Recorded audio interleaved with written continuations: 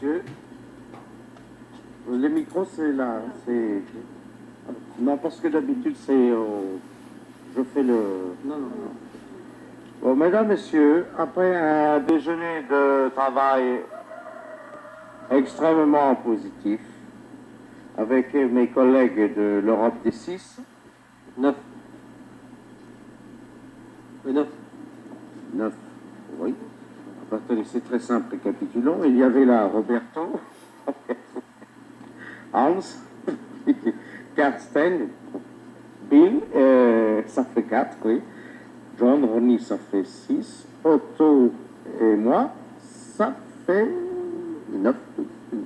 Bon, voilà. Bon. Alors, un déjeuner de travail extrêmement positif avec mes collègues de l'Europe des 9, déjeuner de travail qui a duré plus de 5h30 et qui est d'ailleurs un des plus réussis que nous ayons fait depuis 6 ans. Eh bien, je suis en mesure de vous dire aujourd'hui que tous les problèmes de l'Europe, qu'ils soient alimentaires, agricoles, vinicoles ou encore ceux du vin, sans oublier ceux des liqueurs et de ceux qu'on nomme à tort le pinard, ont été abordés. Et je tiens à redire à tous ces pessimistes qui voyaient l'Europe agonisante, voire morte, eh bien, je leur dis et leur redis qu'elle est repartie, l'Europe, comme en 40. Monsieur le ministre, est-ce que vous avez abordé le problème de laitage hollandais? Moi, fort et articulé bien, parce que... Est-ce que vous avez abordé le problème des laitages hollandais? Oui. Oui, ça, ils ont été évoqués durant ce déjeuner de travail. Je crois que cette fois, M. Van Outerbeek a compris. La mimolette ne passera pas. Parce que moi, j'ai repris 4 fois du camembert en le mâchant avec du beurre breton. Et ça ne nous a pas impressionné, outre mesure, que M.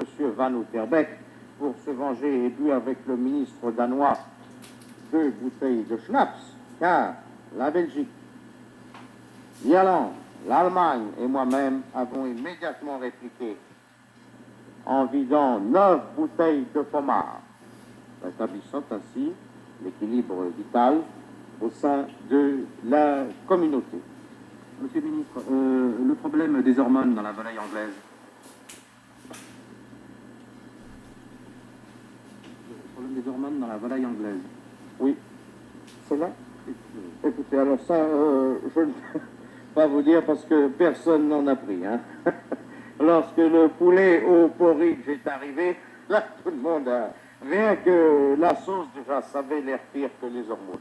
Il y a comme le ministre allemand qui a eu le courage de prendre une cuisse et qui... Vous avez dit quelque chose, monsieur le ministre, après? Non, non, très sincèrement, il s'est contenté de recracher en proposant que la Grande-Bretagne soit exclue du marché commun. Monsieur le ministre, avez-vous abordé les problèmes de limites de pêche? De qui? Les limites de la pêche. Pour qui? Pour la langoustine, monsieur le ministre. Langoustine, comme le crabe. Non, c'est pas vraiment des crabes. C'est comme une petite école des mer avec des météos. D'accord. Non, Il y a de la mayonnaise. C'est rose, ça dépend. oui. Avec... Écoutez, non, ça, il n'y en avait pas au menu, je ne peux pas vous dire, je ne sais pas. Et la viande? Ah, écoutez, alors ça, je tiens à le répéter encore une fois, j'espère que ce sera la dernière, il n'y a aucun problème de viande dans le marché commun, écoutez. Lorsqu'on mange avec un bon appétit et un bon coup du Rhône, qui peut me dire la différence qu'il y a entre un mouton anglais, une vache allemande ou un porc italien, qui, sinon ceux qui veulent casser l'Europe, en jouant la carte de la différence. Écoutez, nous étions là 9 ministres, et je vous rappelle que nous sommes des ministres spécialistes. Nous étions là 9 ministres, eh bien, nous avons dégusté les viandes. Aucun de nous n'a pu dire ni de quel pays, ni de quel animal cette viande provenait. Et tout ça pourquoi? Parce que nous voulons une Europe égale pour tous, même pour les animaux. Et pour les animaux aussi. Voilà. part ça, une très bonne proposition du ministre luxembourgeois.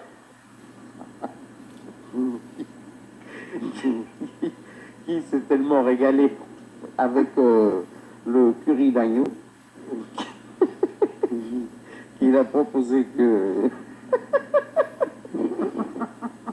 il a proposé que l'Inde entre dans le marché commun.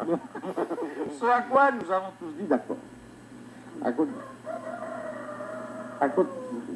n'y a pas longtemps, à condition que l'on supprime les crédits pour la culture des choux de Bruxelles qu'on a tous trouvés, mais qu'on a mangé quand même, eu égard et par politesse et déférence dans la ville dans laquelle on se trouve, à Bruxelles. À Bruxelles, voilà. Bon, écoutez, mesdames et messieurs, il est maintenant au moins 20h30 et je crois que je vais devoir vous quitter car nous avons ce soir un dîner de travail très important car je vous rappelle que le très grave problème du coupage des vins italiens et français n'a pas encore été résolu. Cela risque de nous emmener très tard dans la nuit.